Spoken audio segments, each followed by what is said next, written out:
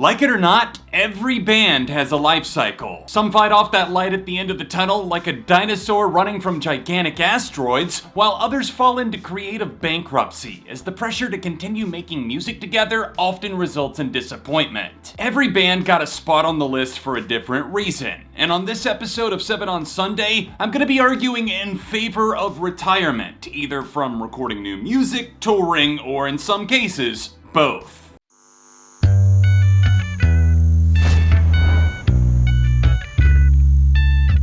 Hey neighbor, appreciate you stopping by for the first episode of the 10th year of 7 on Sunday. I launched SOS in May 2013, and to celebrate the past decade of content, I'll be remaking, remastering, and even sequeling some of the best episodes of the show. We've really stepped up the production quality of SOS with the scripting, editing, and research, and I just wanted to say thank you to you guys for keeping this fun idea that I had so many years ago alive and thriving. Tap that like button and help me get this video to 2,000 likes.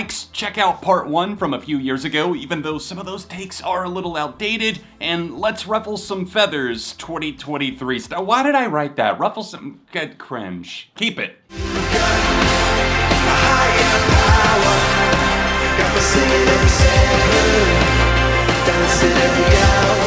Okay, if we're gonna talk directly to the elephant in the room here, yes, I'm aware that Coldplay already has plans to retire in 2025 with one final album, and that they're probably gonna tour sporadically after that. Why am I still including them? Because I wanted to give an example of a band whose music has been getting progressively weaker, yet they still seem to have the situational awareness to hit the exit door stage right before things pass the point of no return. Coldplay were punching bags even at the height of their musical creativity. You know how I know you're gay? How? You like Coldplay. And to put it bluntly, I think the discourse around them was and super is misguided, at least to a degree. Their skill level, musically speaking, runs deeper than most would give them credit for. Just go back to any of their first 4 albums and focus on the instrumentals to see that full spectrum of chemistry on full display. Very few bands that reach an astronomical level of fame still have a level head about them, yet here's Coldplay, this English pop group with alternative roots that may have lost their way over the decades, but something tells me that that final album is actually gonna be a decent payoff. Okay, John from the past, fascinating stuff, and I'm gonna let you finish, but something else that makes music worthwhile is today's video sponsor, Status Audio. Status is between pro true wireless Bluetooth earbuds are travel ready, comfortable, and outrun the competition in every way imaginable, including in price. My Between Pros were a lifesaver on my honeymoon in St. Lucia. I don't think I would have survived the flights without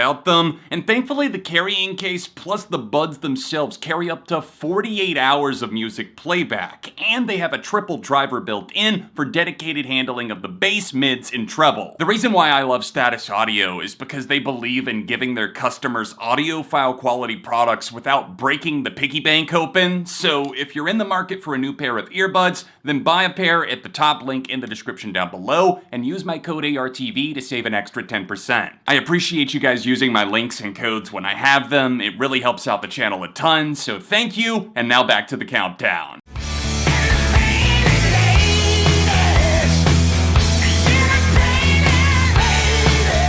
The Grim Reaper spares no one, but something tells me hell's bells won't be ringing out the end of AC/DC until Lucifer himself pries it from their hot, blistered hands. Few bands can say that they've got an instantly recognizable sound, and an even smaller fraction of those can brag that they did it twice, in their case with the incredible Brian Johnson carrying the Australian hard rockers after the tragic death of Bon Scott in 1980. I'm not gonna harp on this, but you know how it goes. AC/DC's music, love it or hate it, has remained relatively unchanged in the 6 decades they've been active. Seeing the nearly 70-year-old Angus Young gallivanting the stage in his iconic schoolboy uniform is endearing, at least to some degree, I think. Like, hey, some things never changed, and that's okay. But after the death of his brother and bandmate guitarist Malcom Young in 2017, it's been hard for me to root for things to keep going. Motivating their retirement beyond AC/DC's lack of innovation is also the tragic losses they've experienced as a group,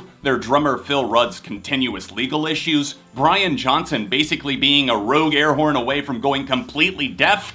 Hang it up, boys. It's okay to retire and let your music and its legacy speak for itself. Whatever tomorrow brings, I'll be there. Every time one of those lineup posters drops and it's plastered in 90s nostalgia acts that haven't had a taste of mainstream success since the 90s, I get that funny feeling. The one that feels at least a little bad knowing that this is probably all they have left, but when nostalgia's black hole sucks up bands like Incubus, bands that had longevity, then it just kind of becomes sad. Incubus majorly impacted the late 90s with their forceful pairing of rock, funk, metal, and hip-hop, and even when the mellower skies took the wheel on the likes of the albums Morning View or Light Grenades, it seemed clear, at least to me, that this group had a future waiting for them beyond becoming a nostalgia act. There's no huge dramatic expose here. Incubus simply got boring and fizzled out. You buy a candle not expecting it to last forever, especially if you're lighting it frequently, and over time the flame gets smaller and smaller until all the wax melts and there's nothing left but a charred wick, who in this case, I think is shaping up to be Incubus. It definitely doesn't help that bandleader Brandon Boyd sounds exhausted and isn't the powerhouse vocalist he used to be, which obviously happens after decades of touring. I'm not knocking the guy for that, he's human, and a very gifted one at that. But even if we pretend the rest of the band aren't on cruise control at this point, the gas gauge is in the red and fumes aren't enough to coast on for the next 30 years. Not for new albums, and absolutely not for life on the road. You give yourself away with or without you. With or without you. Live in concert? Showstoppers. On top of the world, a full tilt performance the fans will never forget. But in the studio? Remind me again when the last time U2 put out a highly beloved album by anybody other than Tim Cook and Rolling Stone? I gotta stop with the cheap shots. Anyways, 21st century U2 has had this increasing sense of commercial desperation. All That You Can't Leave Behind is a good album, although I'm forever gonna have a vendetta against Beautiful Day because my chiropractor's office in 2015, they thought it was a good idea to play that every single time I went there. But I digress, putting my pettiness aside. I don't think anybody can argue how middling the reception to albums like No Line on the Horizon and Songs of Experience were. What I would ideally love to see from U2 going forward is just for them to say, hey, we're done recording new music, the reworkings like Songs of Experience, I guess that's fine, whatever, we gotta get the box sets out for the diehards, but I would like to see them become a touring band, and I don't think there's any shame in that at all.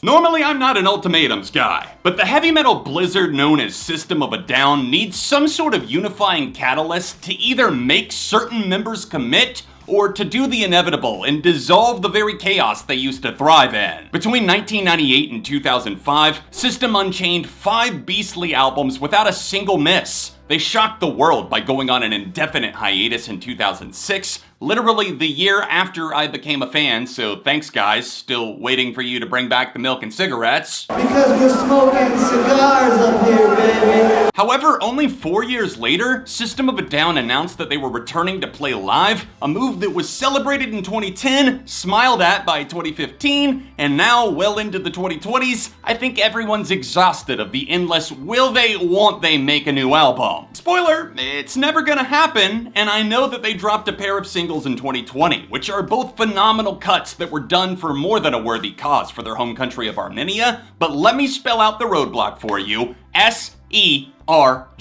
Spelling is fun! One of the most unique flavors to this delightfully absurdist group is their two insane, and I mean insane vocalists, Daron Malakian and Serj Tankian. And with every single member pointing the finger at Serj at one time or another, most recently drummer John Dolmayan in January 2023, I don't see the point of them blue-balling the fans with the occasional concert anymore. It's kind of maddening to see how easily Shavo, Daron, and John fall in line, make compromises, and work to get on the same page. But at this point, the entire book's gonna disintegrate before Serj finally decides it's time to record album 6.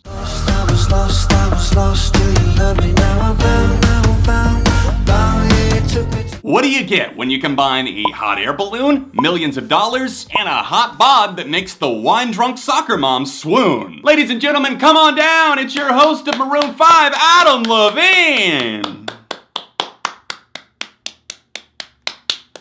Telling Maroon 5 it's time to retire is like walking into a nursing home to tell the elders, no running in the halls. It's stating the obvious, but for some ungodly reason, Maroon 5 still hangs in the air like the foul stench of driving by a sewage treatment plant. Does anyone else remember the character Derek Powers from Batman Beyond? He was exposed to radioactive waste and basically kept trying to hide the fact that his body was glowing bright green, and that kind of feels like the perfect summation of how hard Adam Levine and company try to hide the cracks that are clearly all over their foundation. There's a simply unmistakable line in the sand, from their early days as Kara's Flowers and even the first 2 Maroon 5 records to whatever the hell they've become in their extreme sellout decades since then. Call me tasteless, but I will go to bat as devil's advocate all the way up through Overexposed. That album clearly had its sights set on the top 40 charts, but there was still a slight bit of distinctive edge left in there, and songs like Lucky Strike were fun. But those fortunes faded quickly. Maroon 5 represents everything wrong with the industry. Everything turned into a numbers game, and as their own star power faded, any and all stops were pulled as they hired popular, at least at the time, names like Cardi B, Black Bear, and Wiz Khalifa to prop up this weekend at Bernie's corpse of a career that they're left standing with.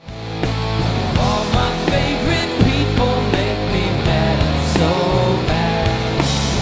Everything that feels so good is bad, bad, bad. No shade, no vacuum of negativity, just a long-suffering fan finally seeing the world of Weezer as it truly is. From emo to pop to metal, or whatever Rivers Cuomo decides they're tackling next, Weezer became a wasteland hodgepodge of triumph, sure, but also plenty of missed opportunities and way more music than any band of their nature realistically should have ever made. There's an age-old saying that I just made up that goes something like, having the ability to constantly churn out music doesn't mean you should be dropping albums almost every single year. Full-length albums, songs, demos, EPs, the Rivers Cuomo Alone collection. It's a decades-long minefield that's become more of a burden to carry with each passing pound added to the Weezer backpack. I've seen Weezer live 4 times, and they're always fun, but they never really shake up the set list. They may add in a few songs here and there from whatever new era they're in, but the sinking feeling of let's just play the hits feels kinda silly when you zoom out and look at the amount of underrated gems they completely ignore. This dorky band defied the odds by existing far longer than anyone could have predicted, so cherish that wind in your sail. Recognize that not everything needs to be a Weezer song, and for the love of God, stop sleeping on Maladroit Newbait, because again, I actually do love this band despite everything said. Episode 1 of Season 10 is in the bag, and I hope you enjoyed it whether you agree with my picks or not. Tap that like button, subscribe to ARTV if you haven't done so already, and check out part 1 of this episode here, or click here for another great episode. Thanks for watching, and I'll see you soon for more on SOS.